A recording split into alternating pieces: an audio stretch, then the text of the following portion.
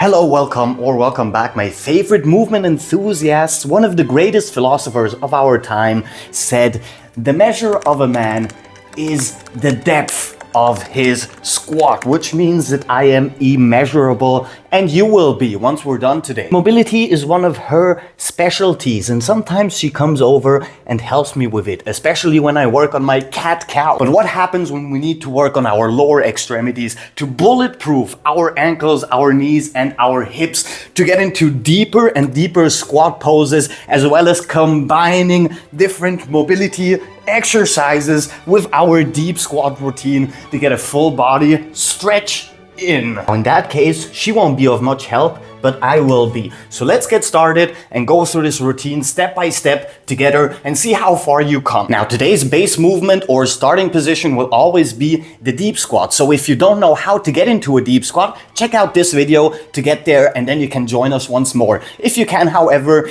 and you notice that your heels are raising and that is the depth you can sit in comfortably, then there is absolutely no problem. Over time, your heels will get lower and lower until you can fully stay flat on the ground. The more we work on our ankle mobility as well as our hip and knee mobility, driving them forward or backwards depending on your unique physiognomy. To start out, we will go into this deep squat or seated squat position or resting squat, Indian squat, whatever kind of squat you want to call it. Bring our hands down to the ground, which is already a nice little exercise for our core to keep us upright if we are lacking the mobility to sit here in a resting position. Bring your hands on the ground, and we're gonna switch between the pike or forward fold and the deep squat. Now, this will totally depend on your flexibility. You don't actually have to touch your hands all the way to the ground. You can simply just put your fingers down here and extend your hands fully to give you a little bit more space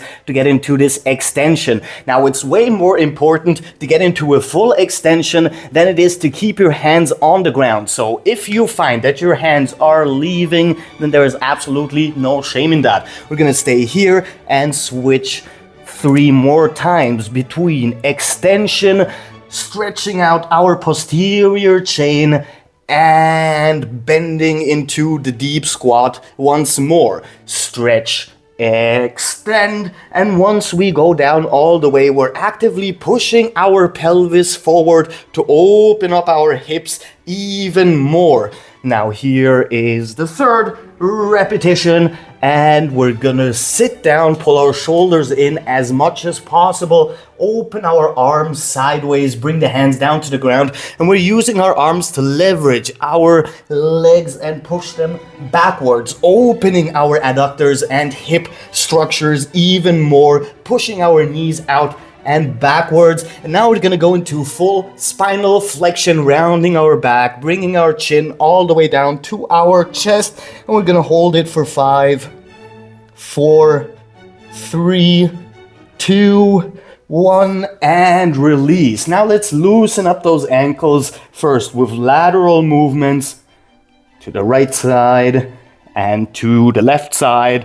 There is no problem if your feet are leaving the ground. We just want to loosen them up slightly. Now backwards and forward. You can even keep your hands on the ground if you are lacking the core strength and the hip flexor strength to keep you upright here. We're having the tiniest movements in our ankles, and it's all about control, shifting our weight laterally as well as using the strength in our tibialis and in our gastrosoleus to push us forward and backwards without losing our balance.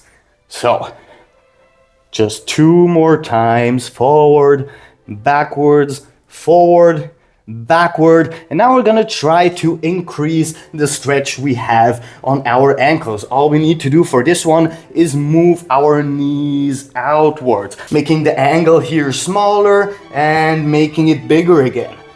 Smaller and bigger. That's what she said. And the same goes for the other side. Push your knee forward and reverse. Push your knee forward and reverse. Our foot is slightly turned outward and our knee is always following the direction of our toes. Forward and backward, forward and backward. Let's do this one more time on the other side. Forward and backward, and try and stay as relaxed as you can, using the least amount of force necessary to get into this position. Now we can move on to a little bit more higher level exercises. Include our glute as well as our hamstring and lower back strength and reverse. This is also going to help us strengthen our hip flexors, which is going to come in handy when bulletproofing our hips. The same goes for our knees and giving us this stretch in our hip flexors, quadriceps and lower abdominals the more we push forward. So we reverse here and we're going to switch between left-sided reverse and right-sided reverse. Now, if you want to include more balancing work and more core strength work, then bring your hands behind your back or behind your head, depending on what is more comfortable for you. I like to keep them here. And one more time to the right side. A final time to the left side and reverse. Pull our shoulders in, open our arms, bring our head all the way down, complete spinal flexion, opening our hips even more, pushing our knees back and outwards for another 3, 2, 1, and release. Now we're gonna switch from here to internal rotation in one hip, reverse the movement, internal rotation in the other hip. Now we have internal and external rotation for each of these joints. Inward, reverse, inward, reverse. We're also working a lot on our ankle mobility and stretching our feet and our toes together. Push forward, knee to the ground, reverse, push forward, knee to the ground. We're gonna do 2 more repetitions on each side, left and right, and left and right. And you notice we already have a lot of core engagement here. So now let's go for double internal rotation by crossing over. Now you need to keep your balance, reverse and other side. Left, cross over with right, reverse, right, cross over with left, and we're building insane strength in our hip flexors as well as insane mobility in our hip joints, knee joints, and ankle joints, bulletproofing every single joint in our lower body in a single movement. So let's get into the next level with internal and external rotation combinations. Internal on one side, external on the other side. And now, my friends, you're gonna need a lot of core strength to reverse the movement, sit up and get into the same position on the other side. If you do not have that, then bring your hands to the ground like so, sit your leg up, sit the other leg up, and move to the other side. It's not that important that you do everything perfectly from the first time you see an exercise. It's way more important to find out how you can do it the way it is not only comfortable but beneficial to you. Because if you do the exercise the wrong way, or you get hung up on specific details because you can't yet reach those, then you're gonna just hurt your head. It's not worth it. So we're doing internal and external rotation. Use either your hands or your core strength to sit you up. Now we also have a nice stretch in our tibialis and lengthening the front side of our legs. This is going to give us a lot of ankle mobility, as you can see here. So let's reverse this and do 2 more repetitions. Right and to the left side, there you go, and one more time to each side. To the right, sit down all the way, reverse, and to the left. Now you would think that's the end of the range of the motion for this exercise. However, once we have done our static hip opener in the deep squat with full spinal flexion, we're going to increase this range of motion even more, and we're going to include a lot more spinal mobility and hip flexor mobility.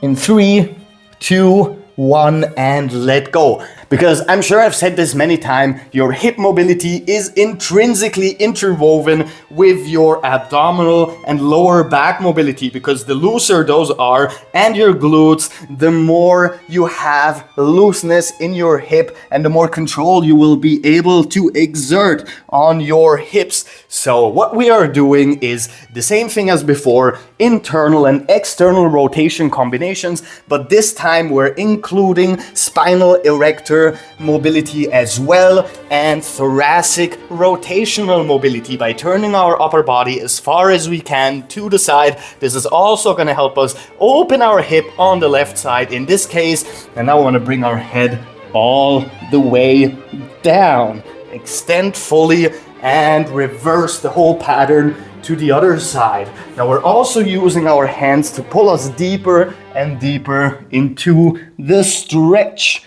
Extend and reverse. We're gonna do this 2 more times for each side. So to the right, and you don't have to work at the same pace that I do. You can slow it down. You can do less repetitions. You can do more repetitions. You can pause the video at any moment.